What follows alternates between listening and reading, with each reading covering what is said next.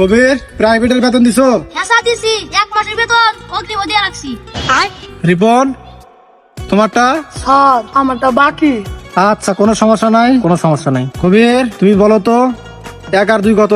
Sir 3। Good good. Ripon, 2.5 টাকা আর 125 পয়সা কত হয়?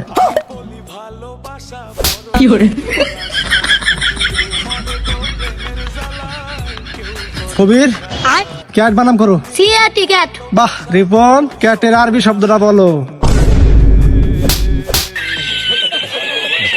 হারামজাদা। কবির, বলো তো বাংলাদেশের বর্তমান সরকারকে? Sir doctor Yunus. বাহ, ব্রিলিয়ান্ট স্টুডেন্ট। রিপন, তুমি বলো তো ডক্টর ইউনূসের নানার নাম কি? স্যার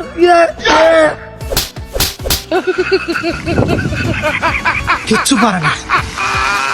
কবির, ধরো তোমার কাছে 10 টাকা আছে, ওখান থেকে আমাকে 5 টাকা দিলা, তাহলে তোমার কাছে কয় টাকা থাকবে? স্যার 5 টাকা। বাহ, ভবিষ্যতে তুমি ভালো কিছু করবে। রিপন, ধরো তোমার কাছে 50,000 টাকা আছে, ওখান থেকে আমাকে 25,550 পয়সা দিলা, তাহলে তোমার কাছে কত থাকবে? স্যার